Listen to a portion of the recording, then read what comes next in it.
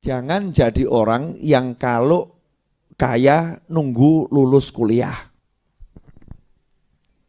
Jangan jadi orang kalau kaya nunggu lulus kuliah.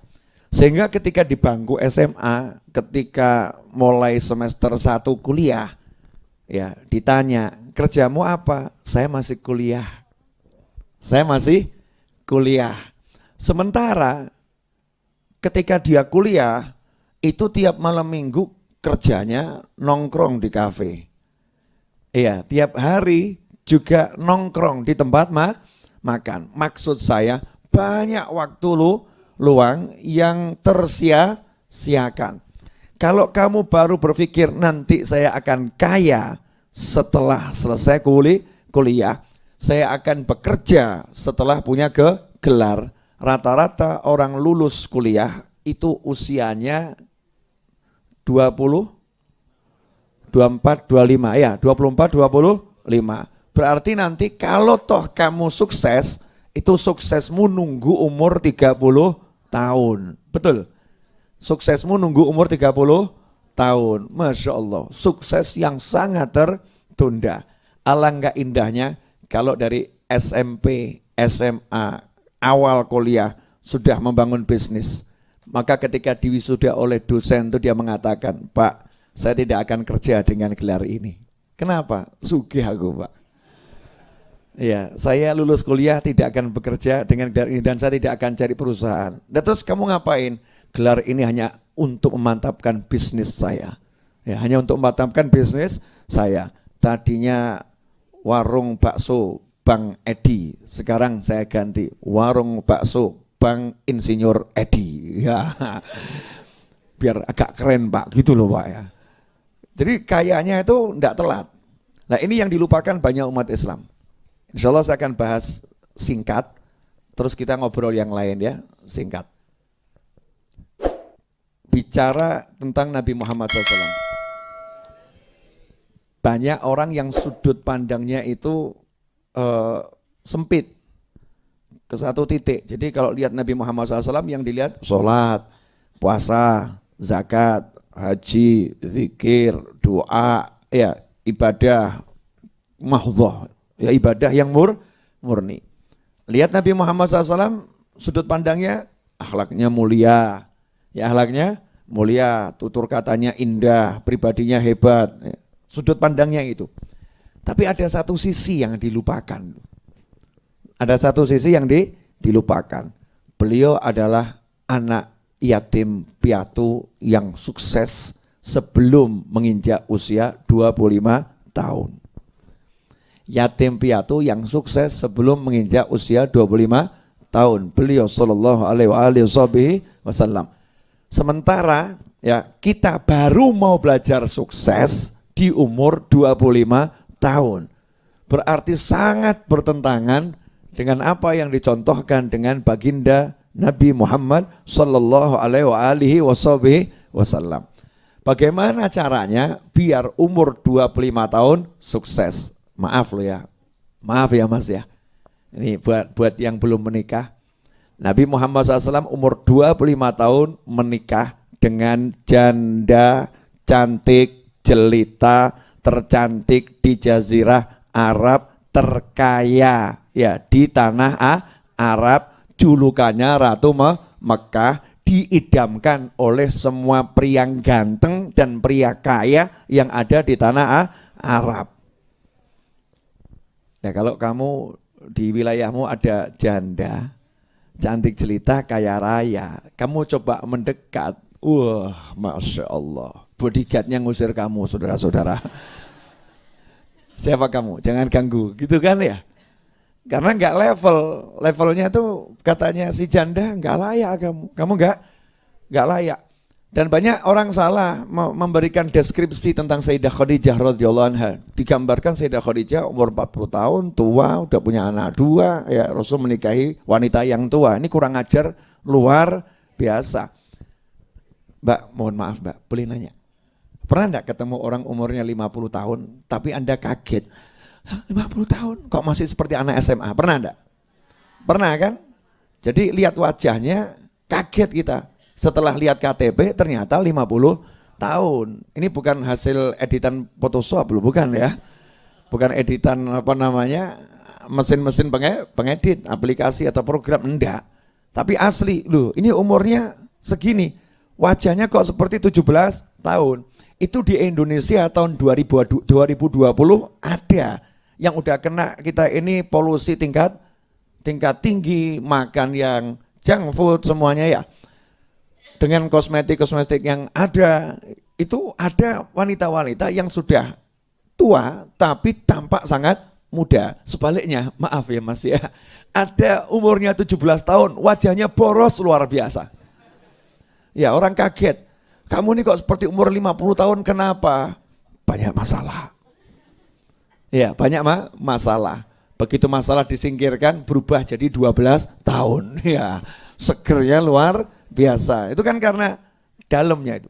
Subhanallah. Sayyidah Khadijah radhiyallahu anha itu memang betul janda. Betul janda, punya anak 2. Tapi kecantikannya, itu nenek saya loh, jangan macam-macam kamu. Kamu merendahkan tuntutan double, merendahkan Ummahatul Mukminin dan akan saya tuntut merendahkan nenek saya. Karena sah secara nasab itu nenek saya, itu keluarga saya. Kamu rendahkan kalau saya tuntut di negara ini ya merendahkan nama baik nenek saya itu sah. Betul. Ya bukan cuma sekedar sebagai umat, tapi sebagai cucu itu saya bisa nuntut. Ini wanita yang sangat mulia, cantik jelita, belum ada yang bisa mengalahkannya. Bidadari pun cemburu, ya bidadari pun cemburu melihat kecantikannya zahiran wa batinan. Mulia, suci. Sayyidah Khadijah kaya raya. Cari pasangan, siapa yang kira-kira pas buat saya. Datang fulan, kaya, ganteng, ditolak sama Sayyidah Khadijah, enggak. Fulan, enggak. Fulan, enggak. Fulan, enggak. Lihat Nabi Muhammad SAW, Nabi belum minta, Sayyidah Khadijah yang minta. Jangan sampai yang satu ini lepas dari saya. Ya. Dia milikku karena aku sudah jadi miliknya. Masya Allah. Luar biasa. I'm yours. Wah, keren bro. Nenek saya langsung berjuang, nenek saya berjuang. Gimana cara mendapatkan kakek saya Nabi Muhammad Sallallahu Alaihi Wasallam. Kirim utusan-utusan, gitu kan ya. Modalin, ya. Ajak bisnis bareng. Nanti laporkan ke saya setelah pulang dari perjalanan.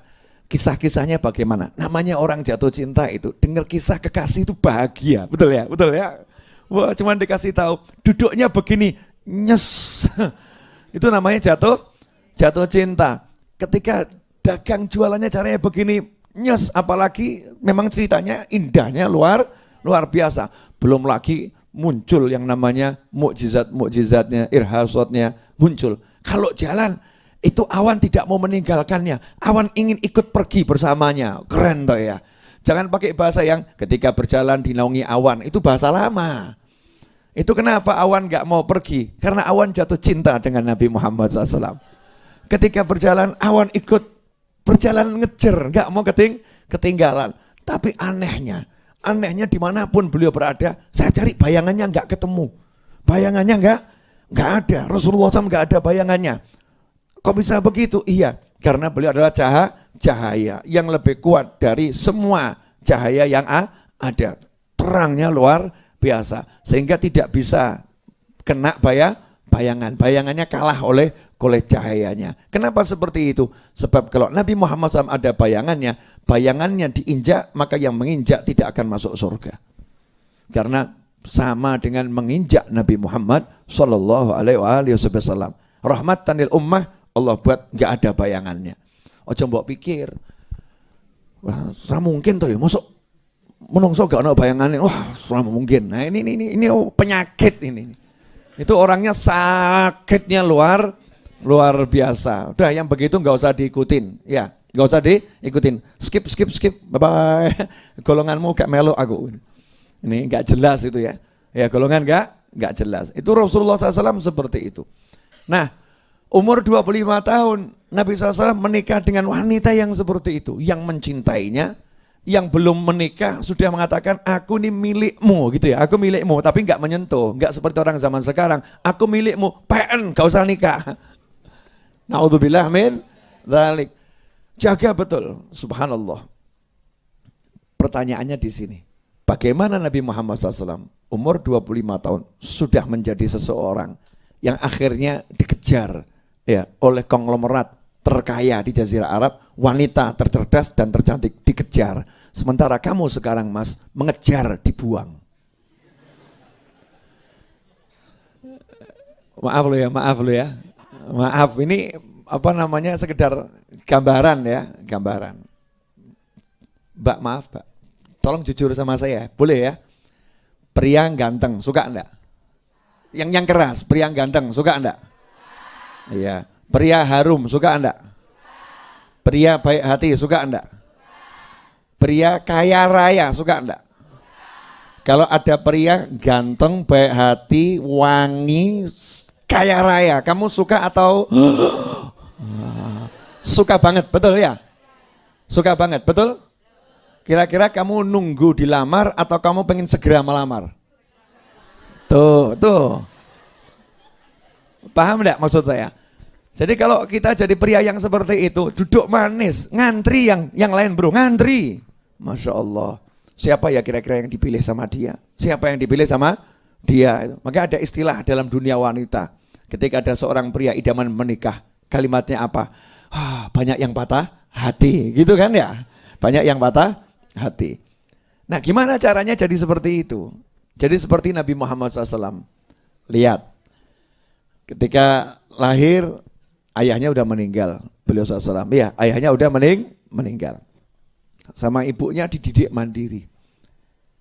Anak yatim ini dititipkan di desa. Untuk apa? Untuk menjaga. Karena kalau tinggal di kota, anak kecil tinggal di kota, dewasa itu akan rusak.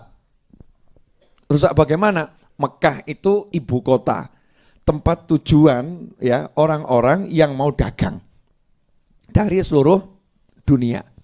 Dan di Mekah itu ada Ka'bah yang mukmin maupun gak mukmin semua mensakralkan Ka'bah tersebut. Jadi berbagai golongan manusia itu ke Mekah dengan budayanya masing-masing, pakaiannya masing-masing, gaya bahasa masing-masing. Ini kalau sampai anak kecil tinggal di Mekah melihat itu lebih kuat rekamannya daripada mendengar. Apa yang dia lihat lebih terekam daripada apa yang dia dengar. Itu anak-anak. Maka orang-orang Arab dulu pinter. Anaknya masih kecil tidak boleh tinggal di rumah. Tapi diungsikan ke desa, kalau bahasa kita ya, diungsikan. Ditaruh di desa yang jauh dari peradaban kota. Karena di desa itu masih original, asli, bahasanya asli. Ya, kemudian peradabannya juga asli. Udaranya juga asli. Sehingga bayi tumbuh sehat. Kalau minum ASI, ASInya ibu yang gak kena junk food. Sementara di kota ibunya makannya junk food. Gak karu-karuan gitu. Makanya Nabi Muhammad SAW walaupun yatim, dari kecil sama ibunya udah dijauhkan dulu. Udah kamu ke sana. Kenapa? Ini anak harus jadi orang luar biasa. Dari kecil dididik mandiri. Jauh dari orang tua. Mandiri. Nantinya dikembalikan. Kalau kita sebaliknya. Ya kita sebaliknya. Nanti kalau udah dewasa baru biar mandiri. Sehingga ketika sudah dewasa biar jauh dari orang tua. Ini kan pola pikir yang luar biasa. Mau enggak nanti kalau udah dewasa ditinggal anak-anaknya? Gak mau kan? Pengennya kalau udah dewasa anak-anak pada kumpul.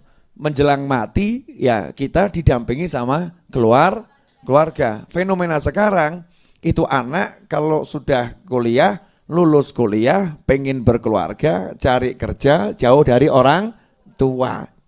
Bahkan di kepala itu ada prinsip, ayo segera kita punya rumah sendiri, jauh dari orang tua. Jauh dari orang tua. Ini ajaran siapa? Wallahu a'lam. Tapi kok memasyarakat di negeri kita ini. Sementara ajaran orang Jawa asli, mangan orang mangan, yang penting kumpul. Betul. Makanya orang Jawa asli, Kalimantan asli, Sumatera asli, Sulawesi asli itu dibuat rumah itu berjajar semua keluarga. Betul kan ya? Tidak kemana-mana. Walaupun rumah sendiri tapi latarnya, halamannya jadi satu. Pintunya ada connecting door ya. Ya, tembusan Joni pun ya ada connecting door. Itu orang dulu seperti itu. Nabi Muhammad SAW dari kecil dijauhkan dulu dari lingkungannya biar bersih. Di lingkungan barunya, apa yang diberikan pendidikan nomor 1 oleh ibu susunya? Ibu susu Nabi Muhammad SAW. Diberi pekerjaan, dilatih bekerja. Ya umur 2 tahun itu sudah dilatih bekerja. Apa kerjanya? Bersama kakak-kakaknya menggembala kambing. Kenapa dikasih pekerjaan menggembala kambing? Karena itu pekerjaan paling mudah dilakukan di Jazirah Arab. Karena orang Arab hidupnya makan kambing dan minum susu kambing. Maka peternakan kambing itu menjadi sesuatu yang mata pencaharian sehari-hari. Dan setiap juragan kambing butuh penggembala. Minimal kalau bisa jadi penggembala, ya dia bisa bekerja. Ya bisa bekerja. Jadi penggembala kambing. Tapi lihat manfaatnya begitu jadi penggembala kambing. Maaf ya, jadi penggembala kambing itu dididik jadi karyawan atau dididik jadi bos? Bos. Karena memanage kambing, wangel loh. Mbak. Jangan bilang aku mirip ya. Ya. Karena saya kecil juga suka mainan sama kambing gitu. Sini ngumpulkan kambing, diatur waktunya masuk kandang, waktunya kamu makan. Belajar memanage itu dari umur 2 tahun. Sudah ahli Nabi Muhammad SAW, dididik betul gitu. Maka ketika ibunya meninggal, kembali ke Mekah, ibunya meninggal SAW, radhiyallahu anha. Ya kalau ngomong ibunya Rasul radhiyallahu anha alaihi salam jangan takut ya. Masa mau ngomong ibunya Rasul alaihi salam takut? Ibu Rasul muslim bukan ya? Waduh, Masya Allah, koplak. Ya, ayah Rasul, ibu Rasul jangan takut. Ya, itu muslim, mukmin, pangkatnya tertinggi. Akidahmu harus gitu, jangan ragu. Nah, ini ibu Nabi Muhammad SAW meninggal. Diasuh oleh kakeknya. Kakeknya meninggal, diasuh pamannya. Cek, paman yang mana yang ngasuh? Yang ngambil, paman yang anaknya paling banyak atau anaknya banyak, kemudian terhitung yang ekonominya paling lemah. Anak banyak, ekonomi lemah. Ambil Nabi Muhammad SAW. Karena ini saudara kandung ayahnya Nabi Muhammad SAW. Yang lain kan saudara tiri, saudara kandungnya Abu Thalib. Angkat sebagai anaknya. Keponakan kan sama dengan anak. Apa yang dilakukan Abu Thalib? Nak, kamu di rumah ya, paman mau kerja. Udah, kamu gak usah capek, paman cari duit. Tidak. Nak, ikut paman. Kemana? Keluar negeri. Ngapain? Bisnis. Ekspor impor. Jadi Nabi itu belajar ekspor impor ya dari umur 10, 11, 12 tahun sudah ekspor impor. Sementara kamu yang warga Solo nih, santri nih ya, sampai hari ini jual ke Jogja aja belum. Ya, yang Jogja jual ke Solo aja belum. Yang Jakarta jual ke Bandung belum. Yang Bandung jual Jakarta belum. Bahkan mungkin di lingkungan kampusnya saja terbatas satu kelas. Ya, satu angkatan dan satu kelas. Gak berani jual. Nabi Muhammad SAW dari anak-anak sudah keluar negeri. Perjalanannya berat atau ringan tuh? Berat. Jalan kaki naik kendaraan. Jalan kaki naik kendaraan sama kafilah. Sampai sana berdagang. Nah, Nabi sudah pengalaman karena sudah biasa ngurusin kambing. Ini ketemu manusia, Masya Allah, manusia jualan ya. Ya, jual beli. Akhirnya muncul metode Nabi Muhammad SAW. Apa itu?